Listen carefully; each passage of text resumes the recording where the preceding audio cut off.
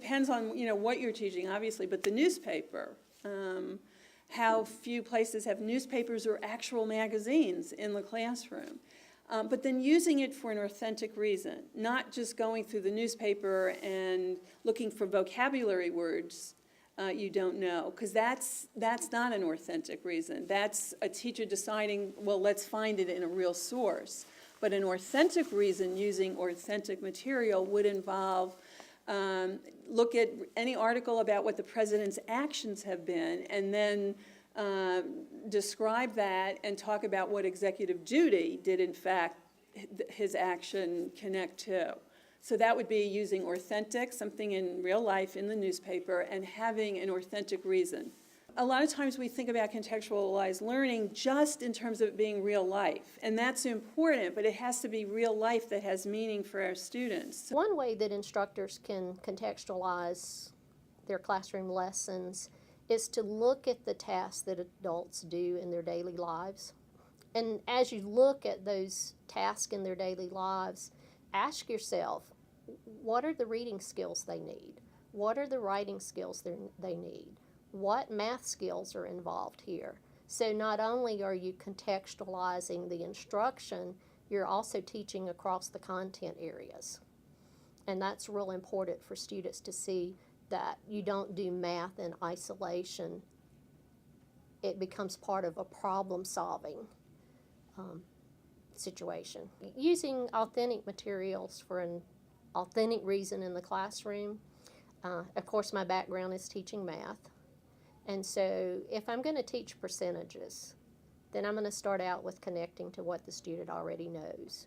And we're going to talk about, have you seen any sale papers where there was a 25% off sale or 50% off sale? Or when you went to the mall this past weekend, did any place have any sales? How was it written? And then we're going to move into learning more about percentages, but by connecting it to something that they're going to use, and maybe they don't understand what 25% off means, or especially when they run these sales now that it's 50% off and you get an additional 50% off. Well, does that mean that it's 100% off? Do I get it for free? So by connecting to some things like that, I'm helping students to learn things that will help them in their daily lives to maybe make better financial decisions, instead of just teaching percentages from a generic or abstract point of view. When I'm teaching reading, maybe talk about when we use reading in our daily lives.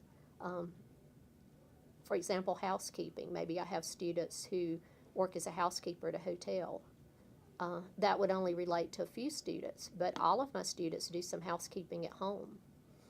And so then we can talk about reading directions and how important that is, and how important it is to understand the vocabulary. I can relate reading to reading prescriptions, because that's something that all of us have been to doctors, or we're buying over-the-counter medications, and how important it is to comprehend, to understand what they're reading. So that's some ways that I could easily connect topics. When it comes to writing, and I really believe that we need to get our students to write words and sentences before we move into lengthy writing. So I might start out with taking phone messages. How would you write a phone message? What's important to include? Does it convey the information when another person reads that message? Oftentimes I'll have students who have children, so maybe they're having to write notes or letters to the teacher. And so we may practice that of, writing, and does it convey?